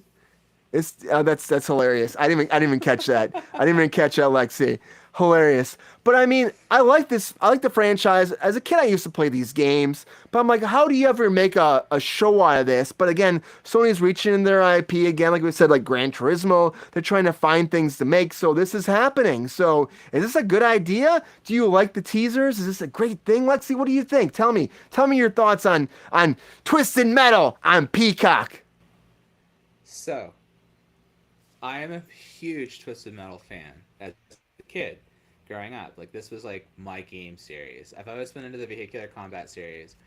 It's a dead game series. Like they haven't made a vehicular combat series game in like over 20 years, other than Twisted Metal, which they'll drop one specifically on a PlayStation console. Like they had one for PlayStation 3, and it was like a bomb, and they had like I think one maybe on PlayStation 4, and it was a bomb, and it's kind of like the same thing. Like it's PlayStation. Here are our titles like Gran Turismo, Twisted Metal. It's the same as like Nintendo, Mario, and all that kind of thing. It's their go-to. Like Sweet Tooth is to Sony what Mario is to Nintendo. And I'm saying like it's one of their mascot characters. Huge. But they don't know how to utilize him, and they haven't really like made a bunch of stuff with them or whatever, so it's just kind of like we know he's a mascot, but we don't know what the fuck to do with him, and it's just kind of in the background for like the past minute. Same with Parappa the Rapper and all our other shit that we've got. I like, love we know Parappa the the Rapper. mascot. Right, exactly. So when do we get that TV show? And anyway, I can't wait. Right, I hope it's live action and really bad. Kick, Anyway, punch, it's all in the mind. right. I want to see a show about a guy who has to rap his way out of situations. Like that's what I'm totally here for. Like when he's waiting to go to the bathroom in the game. You know, he's Right, like right. holding himself. Right? I'm Got so to here for go, that just too. as bad as you. Let's make that TV show. I want to see that TV Right.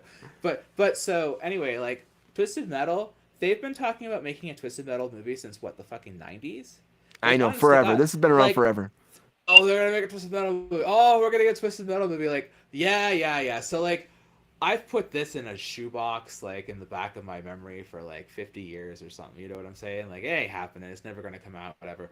So like, when the trailer for this dropped, I was like, no, like, I can't believe that it actually like happened. It's happening. I didn't even know it was gonna happen, but I can't say excitement was what I felt because it was like it'd been so long and it's just like it came out of left field and nobody like said like it was coming and everything had just been kind of thrown in the trash and put away. And the thing is that what they showed me in the trailer, was I excited?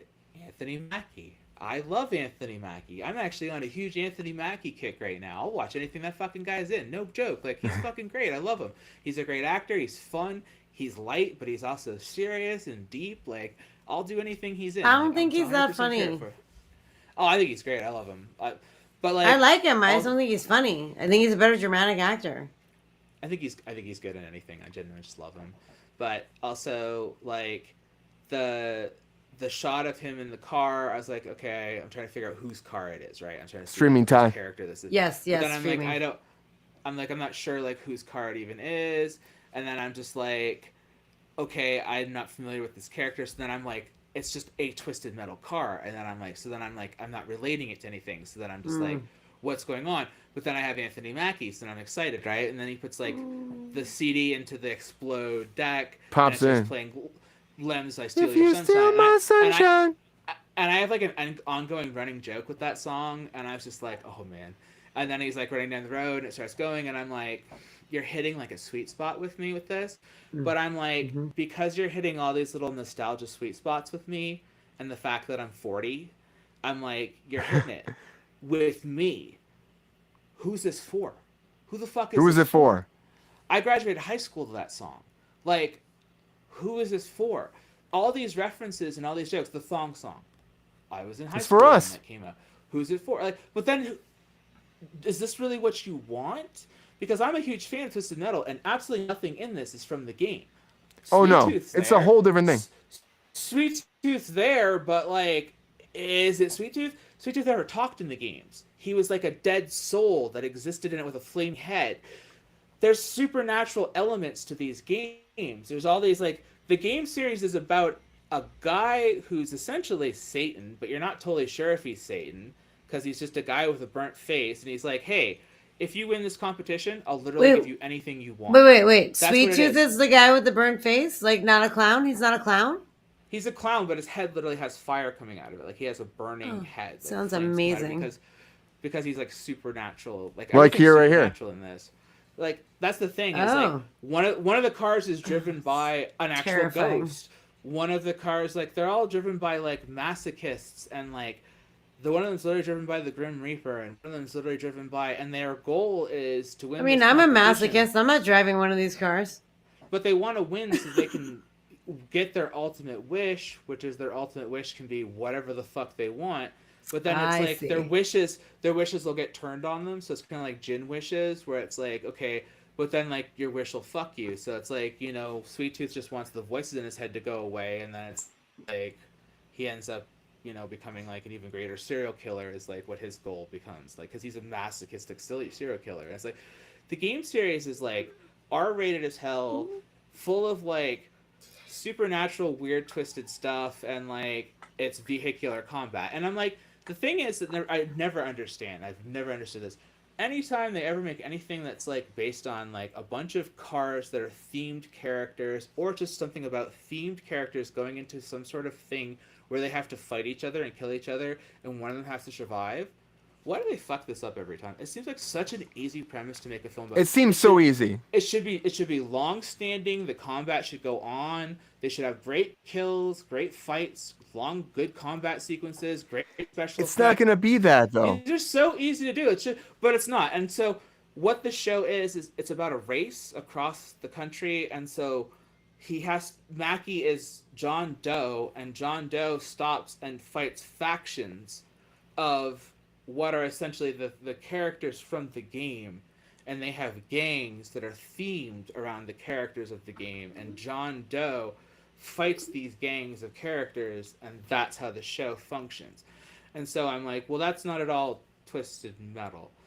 So, It's again just taking the IP and just like making it whatever they want to make it, you know? You That's all it is. IP, you made a show that's not the IP at all. You filled it with 90s nostalgia for people who are my age. If you Hey. feel my sunshine. You filled it with jokes for 13-year-olds who are not going to watch this show because it's not for them, because nothing in it is interesting to them. And you gave me Will Arnett, who I love, as But a it's character Job who being I don't Sweet see Tooth. playing a character who should be speaking. 'Cause I don't know Right. who's speaking. You put Samoa Joe in there, which looks I mean- physically menacing. Physically casting, they have I don't like any of absolutely nailed Sweet Tooth down. Flawless casting. He looks flawless. He's great. He looks excellent. The only thing he needs is flaming head. That's the only thing. Right, he does missing not is have a CG flaming head. head. That's Yeah, the but I'm only like, thing Job, missing is it's the flaming Job. head. He's like, But I'm it's waiting for him to be Job. like, Michael. He's Job Michael. and Reese's, and he's an illusionist. Like, it's like, why? And then he's gonna be Why? like Lego Masters. No, what he's gonna do? Oh yeah, he's Lego Batman. Yeah, he That's is. the most menacing Sabrina, what do you think about character Job? he does. Literally, the most menacing character is Lego Batman, which is still a good guy. No, he also hosts Lego Masters. But he is Lego Batman, Yeah, he is too. like Yeah, Lego he is. Batman. But dude, See, I mean, flaming head. all I could do is hear him be like, "Illusions, Michael. Dad is not happy with my illusions." Like, that's not. I just don't see him as a clown on fire. And by the way, just for the The record, money's in the clowns banana stand. fucking terrify me. To be fair, well, T-Bone set the banana stand on fire, so I guess we could put those two things together, and we could have a flaming cow head. I don't know, cow. And I just clown. want to say sorry. for the record, the fact that the TV show doesn't have the character Axel in it is the biggest disappointment, because Axel is a character who is a man who is strapped between two wheels. He's just a dude with two giant tires. He might be and in he's there. a human You just being don't see him. strapped between These two Little wheels. pop- are teasers. These are teasers. He has no But- shirt. He's a topless man strapped between two wheels. It is I the don't know if you great. can use the word topless when it comes to But for a man. July, it comes out in July, and we have no like full trailer. All we have is this. They'll You're put him in a right. tank Yeah. top. I just wish we had more No for nipples. what this is. I mean, for how soon this is coming out. It's coming like in a month. We have nothing really besides them fighting in this bar, singing this thong song, and then Anthony Mackie putting like a CD in a Sony I'm not feeling CD great player. about You it. know, I'm just my consensus is I'm here. I'm here. I do want to Perfect. see it. I'm interested. I'm interested, but I'm also like, they haven't shown us shit. It makes me worried that it's not going to be good. You know, It's either going Just to makes be me worried. absolute fucking garbage Or fabulous. so entertaining. Yeah. So entertaining. Like, there's no middle ground with this. There's no if way I was it can- leaning somewhere, I'd lean to choice A. Just saying. I will say Yeah. this, though. If you're a fan of Twisted Metal, don't go into this having any expectations of Twisted Metal. I know I've left mine far at the door. Like, I have I'm too, just- Lexi. I'm just going Definitely into a it going... smart choice. I'm going into it going, at least you gave me something that looks entertaining, because I love Anthony Mackie, and I love that you picked Flem. and I love Anthony Lemmy. Mackie too, but I just feel like he's like the comedy. Like, I could see the writing that like comes from the Deadpool, the two guys who wrote Deadpool. Yeah, But I just feel like you're not selling it in these two baby clips that you get. You gave me. Baby You're selling more. teasers. You're selling me more music. You're like, and we're very music centered. I feel like that's what you've sold me in these just- two. You've sold me on a nostalgia-fueled soundtrack and Anthony Mackie. That's Yeah. what you sold me on. Thank And if you for give me that. hard vehicular combat with said soundtrack, I you don't might know. win me over. Because I love me some hard vehicular combat. If you My do favorite it. movie is Death Race 2000. The original, the 70s, the Corman, not the remake. The That's O'Jizzle. original. Yeah, the one But where they actually theme their vehicles properly. Yeah. Go ahead. But speaking of nostalgia, something else that I'm like, are we gonna make it work right? I want to talk about Gladiator 2 for a second because Oh. nostalgia bait right here is Gladiator 2 because it did so well back in the day. You're talking about Russell Crowe kicking ass back in Gladiator 1, and now we got Gladiator 2 coming, but there's a lot other issues happening with this. So apparently on the set of Gladiator 2, on June 7th, there was a huge accident. Huge accident. Of course, you got Ridley Scott back doing this. You don't have Russell Crowe because this is a sequel, and Russell Crowe's character, I mean, spoiler alert, from 2003, he died. But Russell Crowe's not coming back. Unfortunately, we got us some Denzel Washington, which I still think is hashtag Kang. I'll put that out there one more time. But Gladiator 2... Gladiator 2 had a huge accident. They were saying it was a huge fireball went flying through the crew, and it took out 6 members of the crew. 4 in the hospital, still in intensive care.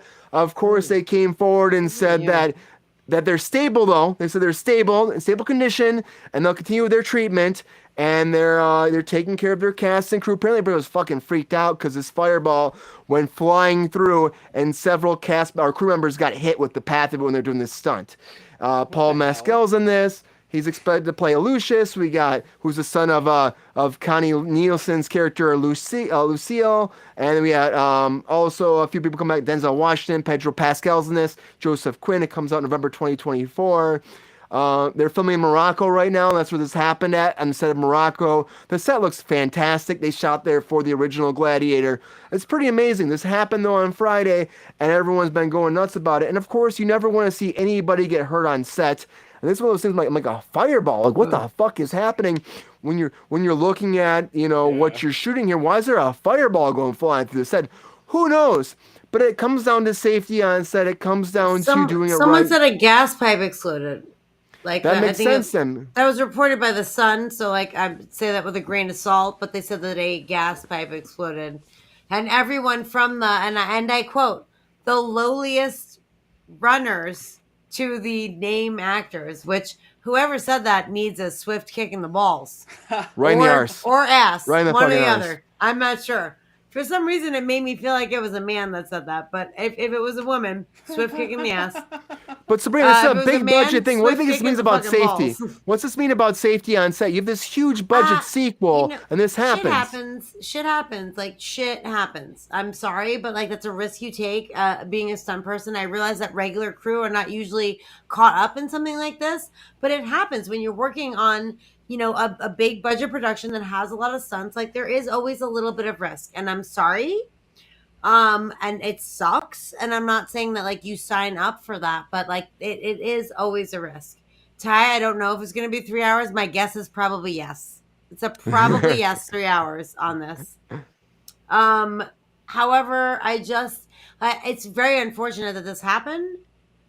I think you said 4 of the 6 people are still in the hospital, right? Yes, yeah, 4 of the 6 are still in the hospital. So obviously not great prognosis in this situation, and it's a very unfortunate mistake. I don't feel like it's like a Rust situation where you can like pin the problem on someone. Like sometimes you're doing supernatural shit, to be perfectly honest, when you're on set and creating these fucking world-changing, life-changing events, these huge explosions, these huge crashes, these huge battles. Like, these things happen. And it's unfortunate, that some crew got caught up in it. It's unfortunate when some people get caught up in it, but when you're some person, that that's a risk that you're going for. When you're a crew member, you're like, I'm protected from that. So it's unfortunate, 110%, that anyone is hurt ever on set. But it does happen, and I just hope everyone has speedy recovery, honestly. That set looks great, by the way, and it's very unfortunate that this happened because it does happen once in a while where stunt people get hurt. Correct. And they're being very quiet about this too. It's in Morocco. We have a writer's strike happening right now. Should they even be shooting? That's another whole question out there too. And it's like, when you see people get injured and go to the hospital, that's a big deal. So, like, what's happening? Are there some, shortcuts being taken? We talk about some people that have died in the past, which is very unfortunate. It's very scary to see this happen, especially on something this big. You're talking probably Easily $300 million. I mean, if Fast and the Furious is 340, this has to be at least that, right? And No, I'm dude, just saying. he drove off of a fucking cliff. That's not anything to do with Gladiator. It's definitely less money than what the fuck they did in that Fast and the Furious. I think I'm just saying, everything period to do with pieces. Gladiator. Excuse No, me. Period dude, pieces no. are expensive. Not expensive as what the fuck I just watched. That shit I was remember insane. when Maximus drove his charger off the wall of the Coliseum in Gladiator. Did you? Put did around you? it, you know.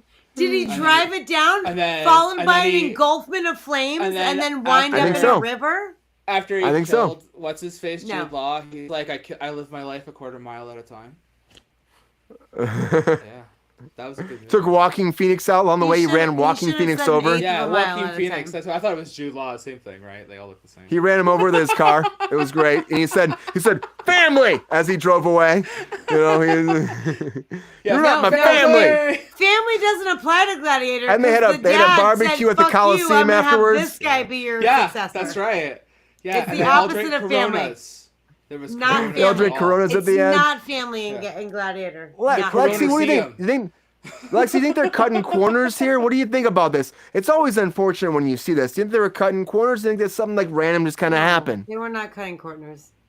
I think that this is God punishing you for making a sequel to a 30-year-old. Oh, fuck. Next, you Ridley Scott looking at you. That's the look he's giving you right now. What a Ridley great Scott's picture. thinking He that. needs some. He Don't- needs an eye don't- patch. Like what's You know happening what? there? Stop making prequels to Aliens and stop fucking around with movies you've already done and give me a new film, something new. Because you're a good actor, a director. I mean, you're a wonderful director. I love your films, Yeah. but no more fucking sequels. Stop. I'm shocked this is even happening right now. We're talking about how long it's been. When did this even come out? I mean, it's so Don't make long another ago. Apple commercial. Do something Yeah. productive. It's just unfortunate that these crew I was members looking- end up in the I was looking- hospital. Dude, I was looking at a picture from the Gladiator because everyone's showing like Desmond Hinzu and Russell Crowe, and I'm like, Yeah. Jesus fuck, Russell Crowe looks like a young buck. Like it's so alarming, like how much He's younger. aging like It made his fine career. wine. He's so. It made good his looking career. now. Yeah, well, it was in 2000. That was when it came out, and now it is 2023. I love how yeah. I have a question of when it is now, but not when it When it came is out. now. Right. Only 23 What- year ago, What year this is it happened. now? Yeah. Only Unruly. 23. Yeah. But it's really unfortunate this shit happens, and that's why I want to report upon it, even if it's just Yeah, I know, fast, it's- because it's really sad. Things happen. Like sometimes, you do a stunt and you think it's gonna be very safe, and they have all these big announcements, and they go through everything, and then something What? happens. Why was there a Happened. fireball? Like what caused They, it? exactly? the Sun reported, and it's not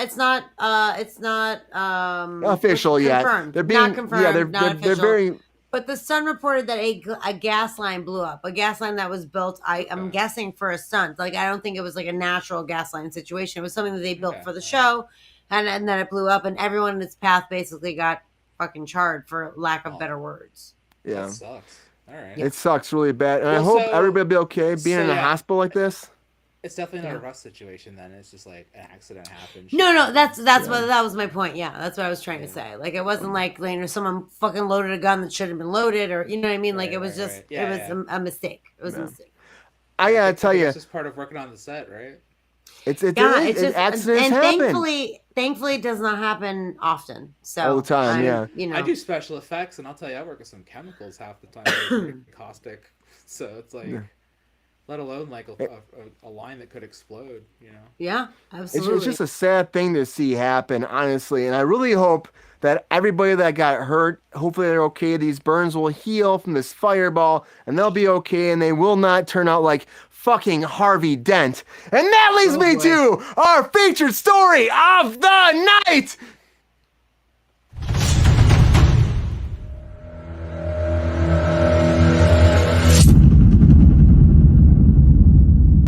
I don't want to give him shit, but I want to talk about the Batman. We started early, we got to get into the Batman now. So the Batman, number 2, It's coming out, of course. It's still happening under the Elseworlds thing for James Gunn.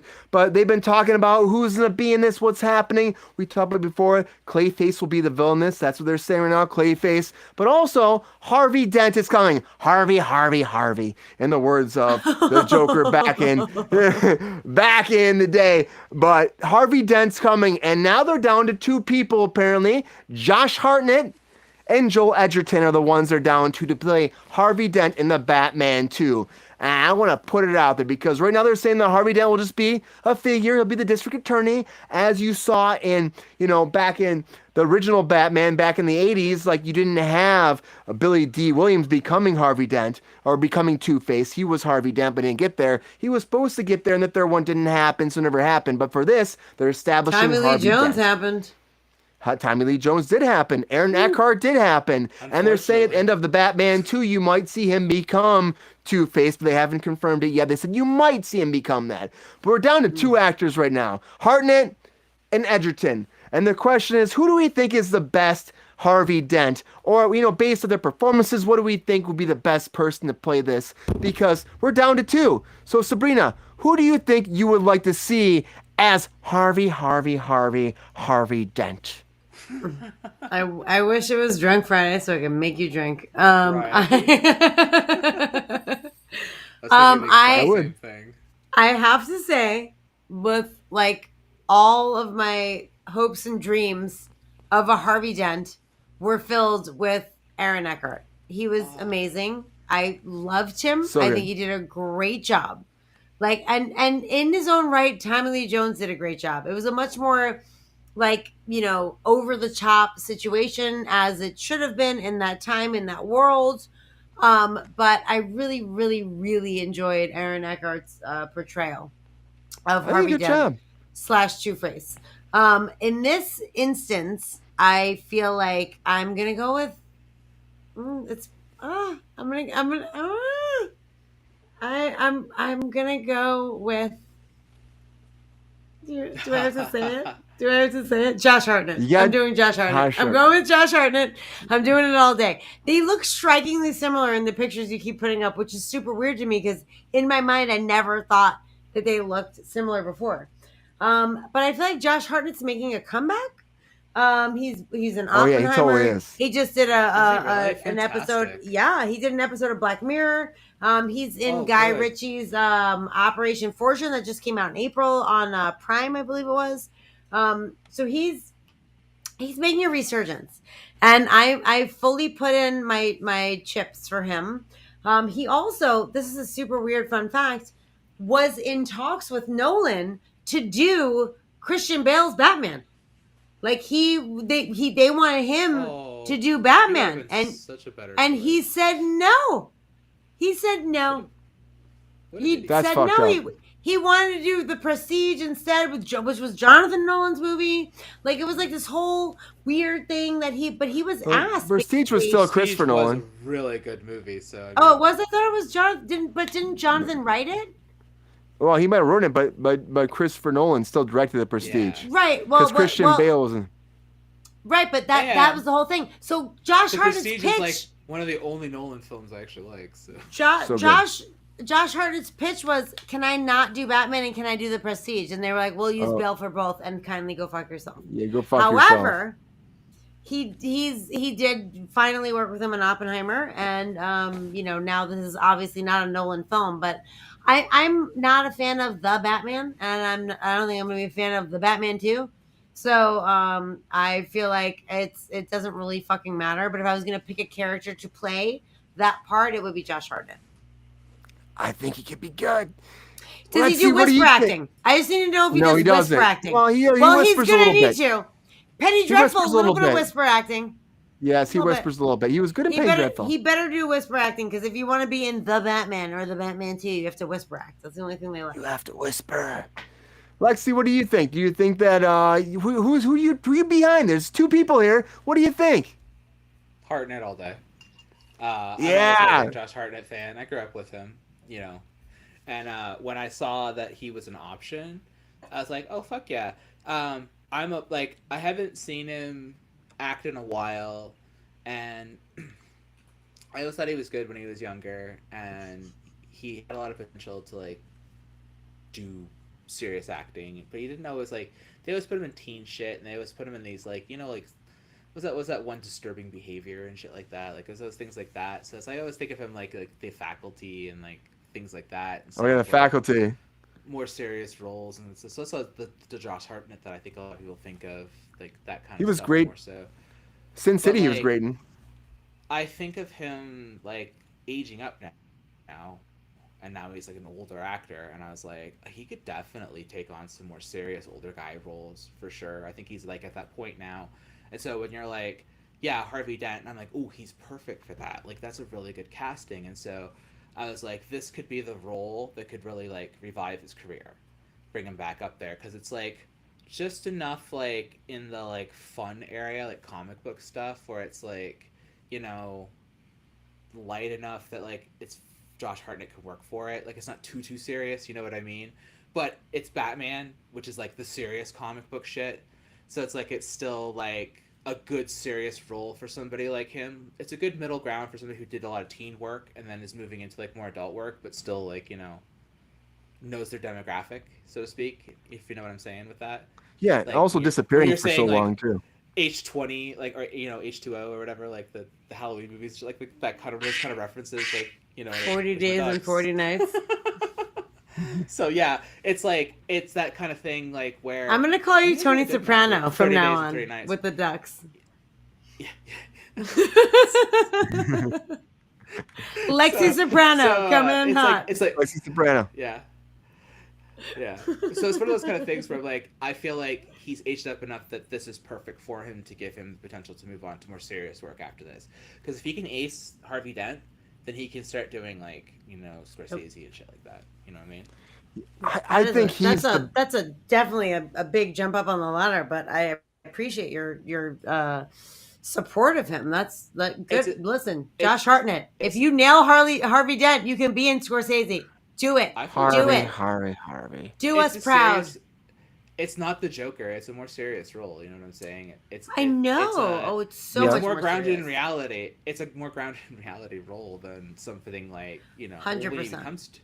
When you becomes Two-Face, shut the fuck up. Can you not hear Jared? And Joel Edgerton's good, but like I mean, honestly, I just see Hartnett just nailing it. I feel like this is like perfect for him right now. Can you not hear Jared Leto saying Harvey? I'm just saying. Can you not hear it? I can. I hear it right now. I can. Just I can saying. 100%. But I think like when they're down to these two, I mean, of course, the Batman was supposed to be shooting, and of course, everything's delayed because of the writer's strike. But they were supposed to start shooting, and so these things are coming out though because they have more time for casting then and all that. But it was supposed to start in October, so we still have some time till that production date's supposed to start. And for this, I'm like, okay, this is great. We're hearing about these things. It's great they're introducing Harvey Dent. Like, why are we not introducing Harvey Dent? That's perfect for this.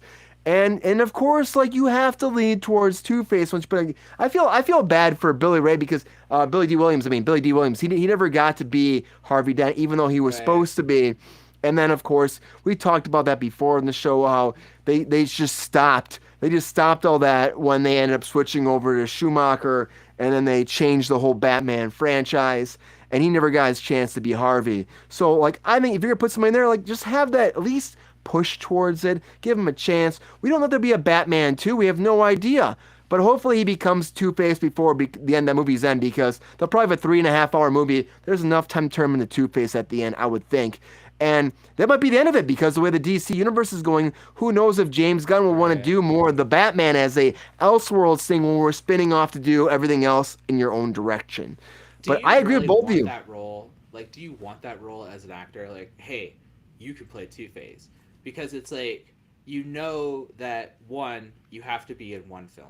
And you have to be in one film as Harvey Dent. There's no way you can't, because you can't tell the Two-Face story without establishing the Harvey Dent story first. It's 100%. It's a completely necessary story, because you have to establish Batman's relationship with Harvey Dent. They have to show their friendship, because it's such a tragic, like, flip when he loses him as a friend, because they were such close friends. 100%. So you really have to build that. It's so necessary to the story, and so you really need an actor that has the time to be able to do that there and then has the ability to come back and do it again. And so, and also the film has to not fuck up and fail, and And they have to be fail. able to like come back, and so it's like there's that whole entire thing. And I really think honestly Nolan fucked the guy who Aaron played Eckhart? Two-Face. Yeah, because why didn't he bring him back for the fucking third film? He should have made Can I the tell third you- film that. Can I tell you a fun story? Yeah, sure, go for it. When I worked on Dark Knight Rises, they were talking about Two-Face a little bit. And Nolan said that he actually was like writing the third one, and he was walking on the beach. He said randomly Aaron Eckhart like was running, and they like ran into each other. And he's like, it was like the weirdest thing. I can't imagine Nolan running, but he was probably walking, brooding, and then you know, and I can see Aaron Eckhart. You know, but he's probably wearing a suit. You know, he always wore a suit.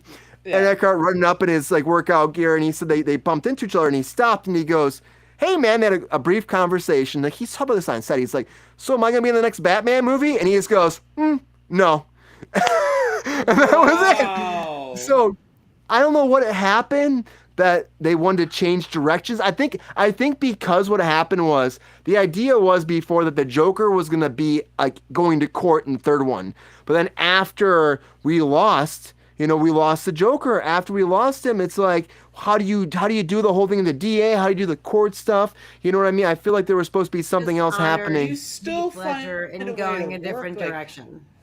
Like, Yeah. I think And the worst thing you possibly could have done was go with the Bane direction. Like, and the thing is, What? that You don't even like the fact that I'm talking to this? even if you're gonna do Bane, at least do Bane properly. Like, they didn't even do the character right. Like, No at one least does it properly. like, why couldn't, like, he's a wrestler. Like, I don't understand, like, why they did what they did. He's got the Venom. I'm like, where's the Venom? I'm like, what is going on here? Like, what is this character? I don't understand anything that they've done here.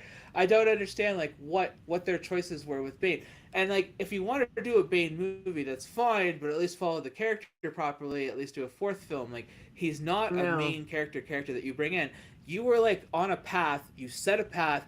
You were going to bring Catwoman in. You needed to do Harvey Dent. You needed to do Catwoman. That was perfectly fine. Yep. They all could have worked there. You could have brought the Penguin in if you wanted to bring a I secondary. would love to see the in, Penguin. Yes, because Queen. there was plenty of potential there for that to work. You also could have brought Mad Hatter in. You could have brought any other secondary character. Mad Scarecrow. Hatter's Oh, you awesome. did Scarecrow. That's right. Scarecrow was in the first one. Yeah, I'm first just one. saying. Killing Like, I'm Murphy. just saying that there are plenty of those. You know who I personally would love to have seen was the guy who has the ventriloquist dummy, Scarface. Scarface is so cool. I love him. Yeah. I think there's a lot more psychological characters that you could have worked with, which is what he kind of was going with, instead of going with this neo-terrorist bullshittery, way too high-tech, way too advanced. Like, the whole point is Batman's a detective, and that he's 100%. also kind of a psychologist. Like, it's like... So Detective. there's like you gotta have that, like, I mean, the Arkham Asylum thing is, the whole point is he's dealing with mentally ill people, and he's always like bringing mentally ill people back to the mentally ill place. So it's like, that's the whole point of Batman, is that Batman battles psychological mental illness. Like, that's his character trait, is that he's battling mental illnesses. All of his characters that he battles are mental illnesses of some kind. Mental illness, yeah. So that's really what Batman is he's battling different forms of mental illness and different, like, exacerbated forms, right? So it's like, that's what you need to think of with him when you're doing those characters. So when you did Bane the way you did, you're not dealing with a mental illness anymore. You're taking that character and you're really dealing with somebody who really should be, like, wearing, like, a cop's uniform and dealing with, like, SWAT teams and this kind of shit. And it's like, I that's feel like it completely was a outside of scramble. Batman's element. Yeah. I feel like it was a scramble, Lex, because when Heath Ledger passed away, it's like it changed everything, you know, it just did. And then I guarantee the Joker would have been the third one, but then, like, how do you recast? How do you deal with that? And then you change it up and you go back to the first one, you tie it back in, and then you make it a whole rounded story in a way. But I mean, it just sucks that Heath wasn't around to see if we would have had a different movie. I bet we would have a different movie, though. And maybe Aaron Eckhart would have been there, and then Two-Face would have been more prominent, because I feel like Two-Face only got, like, a little bit in that Dark Knight movie. It was really the Joker. And Aaron Eckhart's a great actor, and I think he was a great choice for that role. He did a great job. Back. He did a great job. He's a great actor. I So personally think that all of Nolan's Batmans are shit. I think that Nolan's Batmans are the worst Batmans. they have a What special I don't. place in my I heart. think I don't like militant Batman. I don't like the, Batman. I'm sorry, wait. Car. Did you I say the don't like worst any of it. Batmans? Did you Yeah, those see are garbage. George Clooney's nipples or like Kurt Russell or was it Kurt Russell? Well, What was the other guy? all right. I confused them two. I'm sorry. I'm sorry. Kurt you're Russell right. and George which is the right one? Kurt Russell. Batman You're and talking Robin. about No, Batman. and Robin. You're talking Val about Kilmer? Val Kilmer. Thank you. I confuse Kurt the two of them all Russell the and time. Val Kilmer? I confuse them all the time. It's a personal brain fart. Like, Okay. don't be weird about it. I knew it was wrong, and I asked you to help me. I did this for 5 minutes. I was The just Val, like, the Val Kilmer one's not the worst. Really bad. It's But not the worst. George Clooney is literally the worst. Like, Yeah. how dare we? You cannot say Christopher Nolan's Batmans are the worst. The Clooney one's pretty. I never like. He had like I- nipples built into his suit. It was very Right, strange. never leave home I without just- him. I don't like how militant they made Batman in the Nolan films, and I don't like it. There's too many guns. He's driving a tank. Everything about it goes too far. Like, I honestly, you want my like Pattinson, even if you're not a fan of the actual film, Not a fan. where they went in the direction of that was everything was right. So even I- if you're not like necessarily a fan of the film itself, the visual aesthetics, his car was exactly what it should be. The costume was right. Everything was right. Everything was what it should be. Sure, but was his Even if it character right? wasn't- Was the fact that he had no difference between Bruce Wayne and Batman right? No, that's not what it's about. He was always Bale was a Batman. fucking awful Batman. He was terrible. He was garbage. The best. But I'm Batmans saying is- you can't just be what like the Clooney. whole point of the superhero shit is that there's one persona and another. And like Michael Keaton did that the best. He was like, I am Bruce Wayne, I have Ben charities Affleck. and parties and I do this and I do that. And then he's like, and now I'm Batman and I will fuck you up.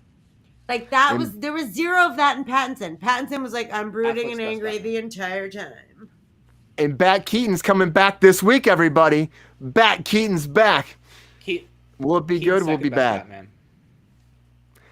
All I gotta What? say Keaton is, used to be there's best Batman until I saw Ben Affleck. Ben Affleck's best Batman after that. I I like love Ben that. Affleck I as love Ben Batman. So Affleck. good as He Batfleck. literally, I Best didn't hear you name say too, that. I was too Batfleck. busy complaining. Because But- the most The important thing is that you distinction have to be able to between- play a good Bruce Wayne, and his Thank Bruce Wayne you. is so good. That's Thank what- he's such a great. That's He's such what a it great was. Bruce Wayne. He was the most Yes. charismatic. He is Bruce Wayne. Great Bruce Wayne. I was like, he was Bruce Wayne 100%, and I was like, this is what I want from my Batman. I was This like, is what I'm saying.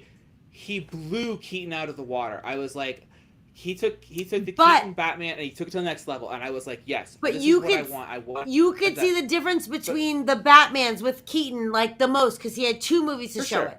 Ben Affleck had 5 minutes sure. to fucking show it, and it fucking as an offshoot in a movie. So like that's why I say it. Right. that way. Never had his You know own what I movie. mean? Like Yeah. but his Bruce Wayne was epic. And I loved him as Epic, Batman okay. too. Like I'm in a very unpopular opinion. Like he is like one of my like it's I like him and Batfleck. Michael Keaton. They're Ben my Affleck, 2 best I like favorites. Batman, Batfleck. 100%. My 2 favorites. I'm in it. I'm really bummed he sorry. never got his movie. I'm sorry. Never. I'm really bummed he never got his movie. I But was devastated. Me too. Devastated. we might see Bat Clooney back this week. By the way, though, that's still the rumor out there. No, that the no. Really? These the even end nipples credit at home, scene sir.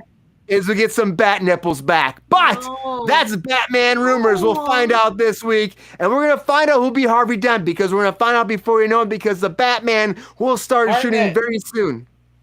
Hartnett. I'm saying Hartnett too. Hartnett. Cruise Hartnett. control. Hartnett. Cruise control bets on Hartnett. 100%. Hartnett. Hartnett Hashtag for life, Hartnett. everybody. Cruise control. For Anyways, get some get some Josh Hart in there. He deserves it. Harvey Dent. I believe in He you, does Hartnett, deserve as it. Harvey Dent. Just saying. Yeah, wish I Anyways, could. everybody, thank you so much for being here tonight on Cruise Control. Sorry, we got a little bit over. It's it's a happy Monday experience. A little bit. You're welcome. Lexi, thank you for being here as always. Cinema Demore, check out the voice of Cinema Demore Happy over here. Pride. Lexi Covill, happy Pride, everybody. Thank you so much for being here on Cruise Control. Appreciate you as always. Happy Monday. Sabrina, thank you so much for being here. As always, the lovely co-host, Miss Sabrina Vittori. Thank you for being here on Cruise Control. Appreciate you. Chris. Thank you, Chris, in the chat. Thank you, Gian in the chat. Thank you, everybody in the chat that came in Thank here. you, We had Ty new in the person chat. here. Yeah, in the chat. Everybody that came here in the chat. There was somebody else we got new. I can't remember his name, but thank you for being here in the fucking chat. We appreciate you as always. And everybody out there, please like and subscribe. Join our Patreon if you can. We're at like 401. It keeps ticking up. We're stuck here a little bit, but we'll keep it going as always because you know what you gotta do. You gotta tell people about Kruse Control or we'll stay stuck right here. You gotta tell the animals because the animals are spreading the fucking word. Like all the things in the world, they gotta tell those your friends, your families, your uncles, your cousins, your nephews, your boyfriends, your girlfriends, your significant others, your wherever the person is that comes to your life that kiss you at night. Kiss them, tell them to watch Kruse Control. That fucking squirrel, tell that fucking squirrel Rufus, I fucking hate you, Rufus, who shits on my pillow when I go to sleep at night. He's still subscribed though. Tell him to watch Kruse Control. Tell your little gopher, that fucking gopher that pops in and out like this. And then I think you're talking about whack-a-mole. That's a whack-a-mole. That's a whack-a-mole! Tell them to watch Kruse Control! Tell everybody the porcupines! Oh yeah, porcupine, you may sting when I touch you, but you love us so much. Watch Kruse Control. Anyways, everybody, tell everyone, tell the world, shout to the heavens. Tell the chinchillas! Oh, the fucking I can't mess with chinchillas anymore because they're assholes. You know what I mean? They already unsubscribed 5 times. So they subscribe, they unsubscribe. They subscribe, they unsubscribe, those fucking chinchillas. Ah, I'm so bitter about them, but I love them so much. They're cuddly. Anyways, everybody, you have a great night. Thank you for being here as always. And we'll get there soon. Take care. Have a good night. And as always, see ya. Yeah!